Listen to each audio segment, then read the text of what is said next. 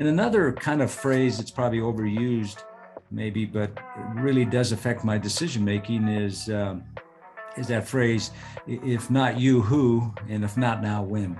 And I feel like sometimes you think you want to do something, but you hesitate, and next thing you know, the opportunity's passed. And so I've always, felt like I had a certain skill set from being a surgeon, and if I could use that to help people, I felt like I should. And it got to the point where I feel like, especially with Ukraine, I knew that if I didn't at least try to do something, I wouldn't be true to myself. I would regret it. So that's kind of the thought process. Welcome to Old Guy Talks to Me, a podcast dedicated to helping guys create kick-ass lives for themselves and those that they love. Ladies, if you want to know what your guy is thinking, this podcast is for women too. Each week, a special guest helps you create that life you've imagined.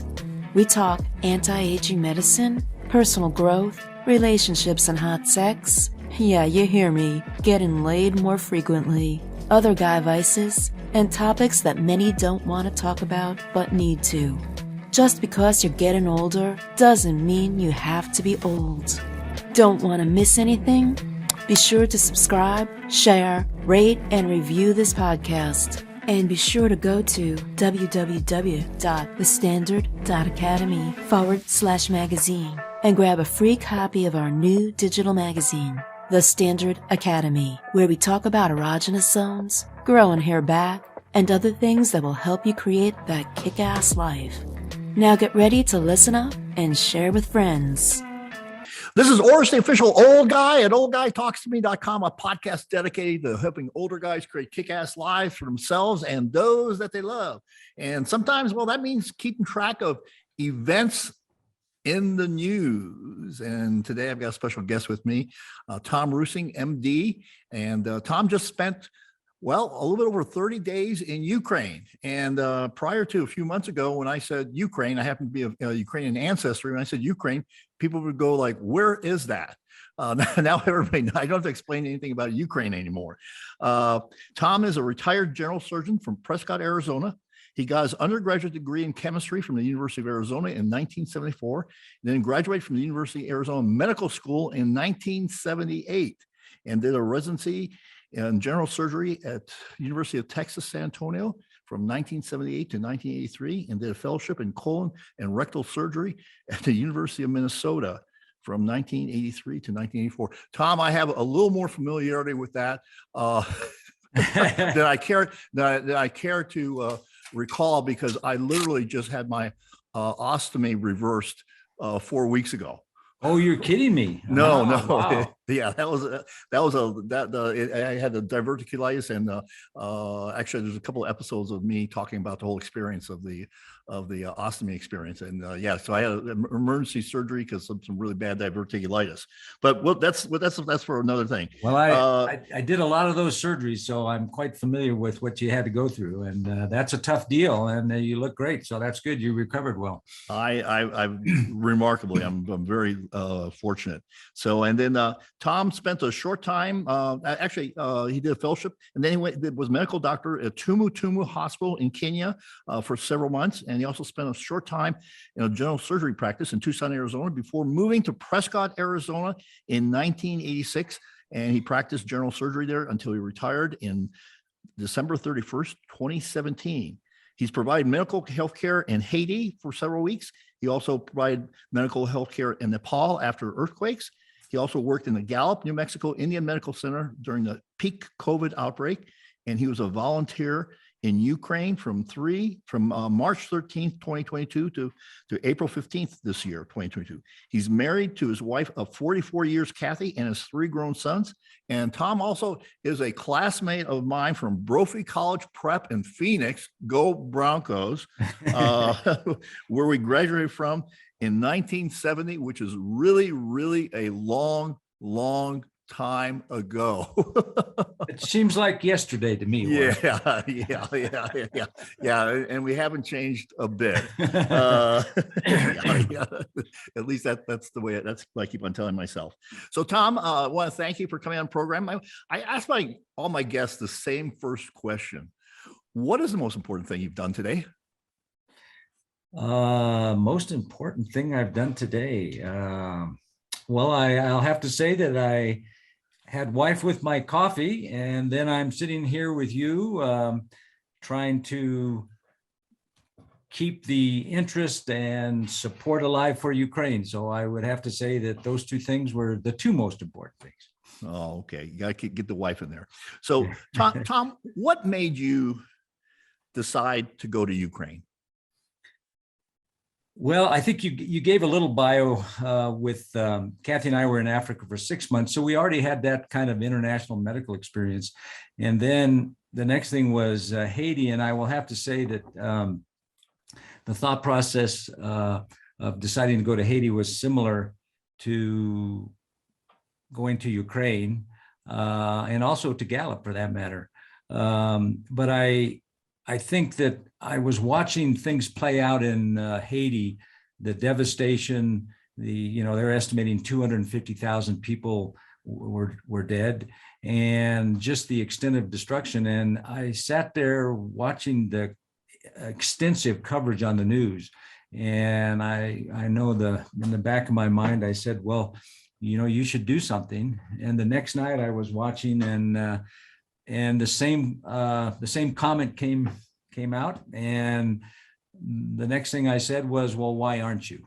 And so that was the decision point for Haiti. And the same thing, very similar with Ukraine, sitting there watching the devastation from a different source. In other words, it wasn't a natural disaster, it was a war zone, but the type of suffering and destruction taking place. And I said, you should do something. And again, why aren't you? And so that started the process. And another kind of phrase, it's probably overused maybe, but it really does affect my decision making, is that phrase, if not you, who, and if not now, when. And I feel like sometimes you think you want to do something, but you hesitate, and next thing you know, the opportunity's passed. And so I've always felt like I had a certain skill set from being a surgeon, and if I could use that to help people, I felt like I should. And it got to the point where I feel like, especially with Ukraine, I knew that if I didn't at least try to do something, I wouldn't be true to myself. I would regret it. So that's kind of the thought process. Now, Ukraine was a little different because the risk management, risk assessment was different than Haiti and Nepal.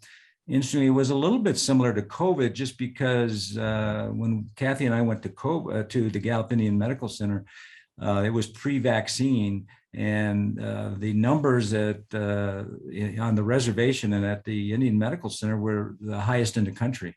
And I had tried to go to New York City, actually, and was actually assigned to one of the public hospitals.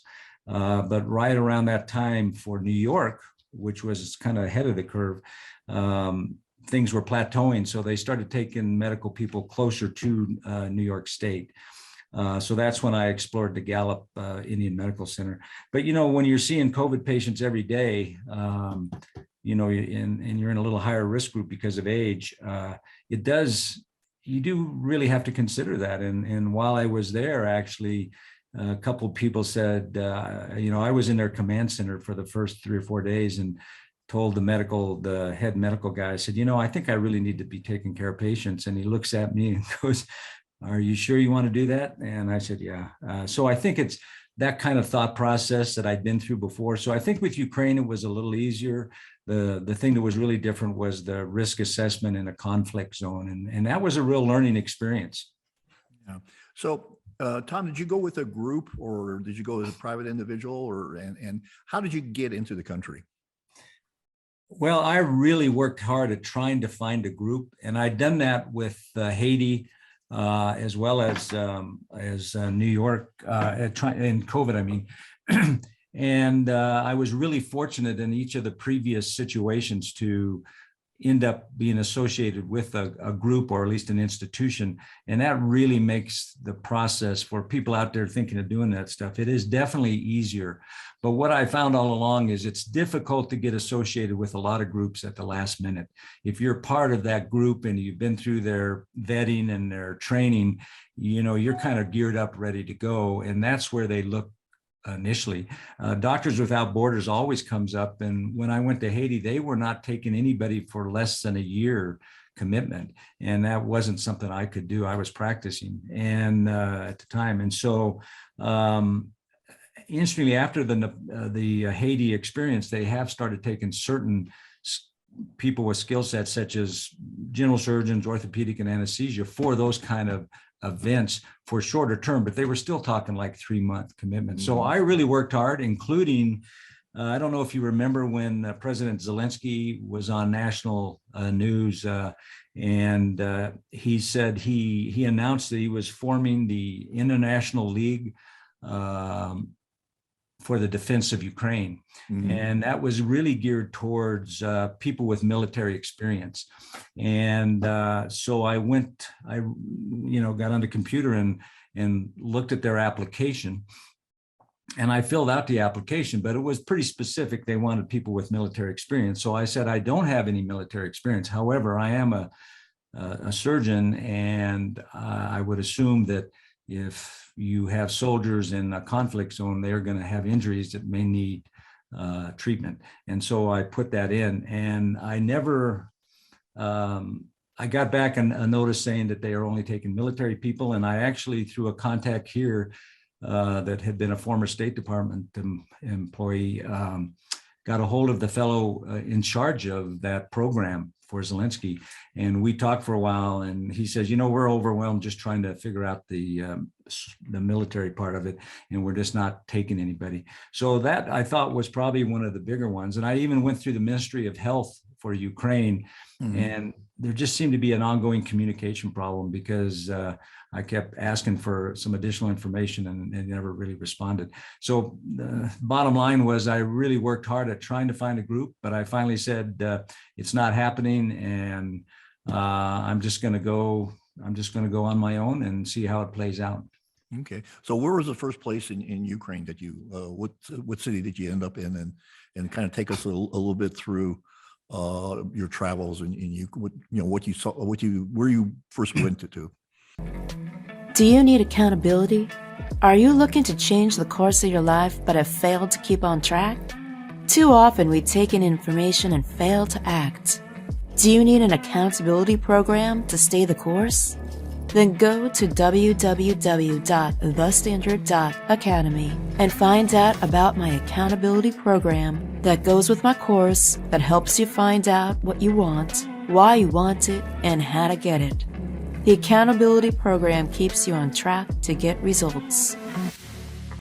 Well, you making a decision like this isn't just an individual decision. It affects your family. And so I had, serious discussions with my wife, Kathy, and our kids. And I told them I was going to go try to volunteer there.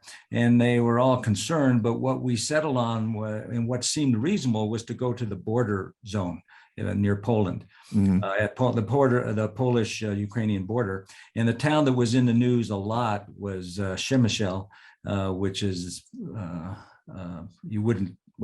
Przemyśl. And then the smaller town right on the border is Medyka. And I had heard that they had a field hospital on the border there. So that was the first lead I had. Plus I anticipated that there would be a need for, volunteers. And so one of the things you have to be careful when you're doing something like this, and one of the kind of tenets that I've always used is you want to be part of the solution and not become part of the problem. So I wanted to be very careful that I was self-sustaining as much as possible. And so what I did is I found that in Przemyśl, there was like no hotels available on multiple attempts. And then something popped up and I grabbed it. So I made a hotel. First thing I did was get a hotel reservation in Przemyśl. And just with the potential that I might need to go into Ukraine, I found a hotel in Lviv and booked it, realizing you can cancel these things. So I felt like it was, at least I had something. And then I felt I would have shelter. And so that's number one. And so then I booked the rest of the flight from there to Warsaw. And since I was on my own, and frequently, even if you're not, you still have to pay your own way. So I set up transportation to Warsaw. And then when I was in Warsaw, I actually went to the Ukrainian embassy and was referred to the Ukrainian house in Warsaw. But in the end, neither was really particularly helpful, nor was the U.S. State Department and embassy, other than the warnings they give you not to go into a war zone. I got to Przemyśl, and I was fortunate to, at the hotel I was at, I met several Ukrainians that were living in Germany, but they felt like I did. They felt compelled to do something. So they had driven to Przemyśl, and they were what they were doing. They knew the language, so that made a huge difference for them. But they were shuttling people as well as supplies around the border area, and so they took me down to the border area, which wasn't very far, to Medica, and we toured around, and I was trying to find this hospital, and it was under the guise of Sauveteurs Sans Frontières, which is a French Jewish medical aid society, is my understanding. And I envisioned, maybe wrongly so, that they had like a 20, 40 bed field hospital. Well, when I got there and we went down to the border, it was amazing, actually, the number of volunteers and different, all kinds of food, water, medical, transportation, housing, just such an outpouring of support for the people coming across the border. And that border crossing was big because there was also train service through there. And so that made it one of the big crossings into Poland. And but when I got there, this big field hospital turned out to be just a small, facility, just two small tents that just for basically outpatient primary care type treatment. And what became obvious after talking to them, as well as the other side of the border and other medical aid stations there, is the people coming across there, the refugees, were not the injured. They were the ones that were displaced, that were fleeing, that might be cold, hungry, tired, and all that, but they weren't the ones that had been injured, because most of those people had to be taken care of closer to, where they were injured. And so that was the first kind of, research and assessment of what the situation was. And instantly I was having dinner, and I sat next to a Fox News crew. There was about 8 of them. And they were a pretty somber group at that point. And so I started talking to them, and they had just, you guys will probably remember, but they had just lost 2 of their journalists, one, I think a cameraman and a reporter. And so they were, one, very kind of sad about it, but they were also figuring out what they were going to do. And their security guy told me they didn't think they would be going back into Ukraine. And they cautioned me not to go there either. And, you when you're not used to that, those guys are used to those kind of situations, and I wasn't. So I'm sitting there and I'm going, okay, well, there really isn't anything for here. What's the next step? Well, the next step was going into Ukraine. And so I talked to, again, Kathy and the boys, and they were very concerned about it. But in the end, I decided I needed to do that. And so the train station at Przemyśl was the one that was on the news a lot. And part of it was it's a fairly small train station. And so the crowd was huge. It was very well organized, in my opinion. They had buses lined up to try to help people get from the train station, because they couldn't afford to really have that clogged up. And so they really had developed a good system of trying to facilitate movement of the refugees away from the border to places, semi-permanent and stuff. And I was really impressed with that.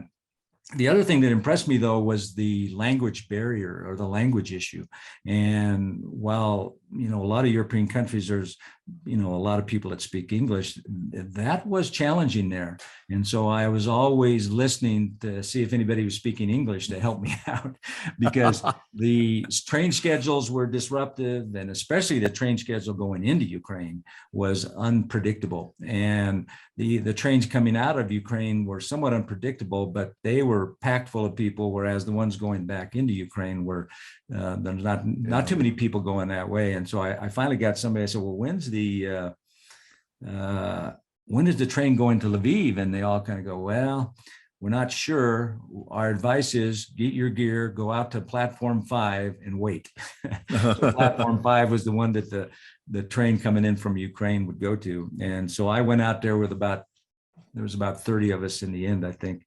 And we all waited and the train showed up, and I went through they had a little station that took about 30 seconds. They looked at my passport and said, you're good. And I didn't need a visa for Poland, and I didn't need any kind of paperwork per se for Ukraine, other than somebody checked me before getting on the train.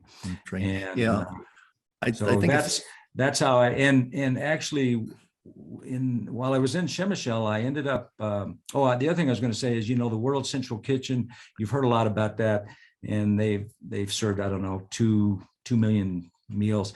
They were really doing good work, and they had a big building they had there where they were making food and actually sending it out to several locations, including Shemishel and near the border at Medica and other places. So they were doing good work. So there was a lot of film footage of their presence there at Shemishel. So they're, CNN and Fox, I think, both had a lot of reporters there because it was pretty dramatic. But anyway, so I made the decision to go to Lviv, and I had a couple leads in Lviv, in particular, a place called Samaritan Purse. And I don't know if you want me to continue the dialogue like this, Orest. No, that's fine. That's fine, Tom. No. So you sit there because that's that risk management thing that I didn't have to consider on the other things we've done. But it always was part of the decision. And when multiple security people are cautioning you about going into Ukraine, it does get your attention. But I think a lot of us came to the realization at that point that if you really wanted to be useful, that at least for me, I needed to go into Ukraine. So I heard that they had an 80-bed or 40-bed field hospital in Lviv, the Samaritan Purse, and I put in I saw a request for help. They said we're in urgent need of volunteers.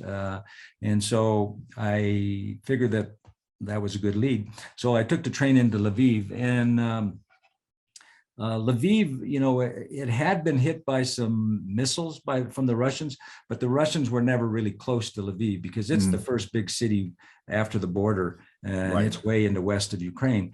And when I got there, things were definitely, you could tell that things were not normal, but people were going about their business. So there were restaurants and businesses open. There were, transportation was functioning at that time, public transportation. And so Lviv was getting back more to normal because, initially the prediction was that the Russians were going to blow through across Ukraine in like 5 days. Yeah. And so when that didn't happen, and I got there about 2 weeks after the onset of the war, I guess. And so people, they want to get back to normal. And so they were getting back to normal. And I met a Ukrainian guy on the train that was living in Italy with his wife, but he'd also spent time in the US. So he spoke good English. So that was a resource that was really helpful. And so I spent some time there. He showed me Old Town Lviv and gave me some leads, and I followed up. But on that Samaritan Purse, I took a cab out to the location, and it was in the parking garage. And you heard about this on the news, the parking garage at a mall in Lviv. And I went into the parking garage, and I was having a hard time finding it. I'm going, well, it's got to be here. And I come up to this place that had been plywooded off, and there was a little plywood door in the middle of it with a security guard there and a little tiny sign, Samaritan Purse. And so I went up, and they wouldn't let me in initially. And then they went and talked to the head of security, and he came out and we talked, and then he took me inside and we talked for about an hour. And then he gave me a tour. And I tell you, that group is so organized, so efficient in what they did. They have a DC-8 or something that they flew in with all of their supplies. They send a preliminary team in, find a location, send a request for all of the supplies. They had a setup crew come in 6 days later. This thing was set up, and I think it had 2 operating rooms, 5 trauma beds, an emergency room, and tents for personnel as well as for patients, big tents, like 20 people in a tent and stuff. And but the problem is that things had started to slow down a bit, and Lviv was far enough that it was geared up for significant civilian and military injuries, and there just weren't any. So they had a lot of people and hardly any patients. So I kept exploring other leads, and finally I heard from through a circuitous route that a guy who is the son of a friend of ours said, go to this map location. He gave me coordinates and talk to this lady who has long blonde hair. And the front of the building has multiple flags on it. And this guy was over there, and I'm not totally sure what he does. He's ex-special forces guy and stuff. I think they do aid and security and consulting and stuff. But so I catch a cab and go out to this place and show up, and everybody kind of looks at me like, one, who are you? And how did you hear about us? And how did you get here? And so they go in, and they're really nice people though. And what they were doing was they were a clearinghouse for primarily medical, non-military supplies, a little bit of military, but primarily non-military supplies. And now all of those donations would come in, they would sort them, box them, and then they had vans going out to different locations with those supplies throughout, Ukraine. And they were doing great work, but they took me under their wing, and they said, wow, we don't do this kind of thing, and so they made calls all over and everything. And they finally got me in contact with a guy in Kyiv, a surgeon in Kyiv. And I talked to him, and I told him, look, I'm probably not the person to be doing the major surgeries after somebody has severe injuries, but I am able to do stabilization and initial treatment and transportation and all that, extricating people from the front and stuff. And he says, yeah, we could use you, come on out. And then instantly I contracted COVID on the train from Przemysl to Lviv for the second time. And I didn't feel very bad, but I felt like I should be pretty careful. So, but he's, it was interesting, his comment. I said, it was a complicating factor. I have COVID. And he said, we're not really seeing much COVID. And to tell you the truth, we got bigger problems. He said, just come on out. Anyway, so I spent time in Lviv. And again, it was a risk assessment because Lviv was felt to be pretty safe. Yeah. And at the time I was thinking about Kyiv, the Russians had 2/3 of the perimeter of Kyiv surrounded at that time.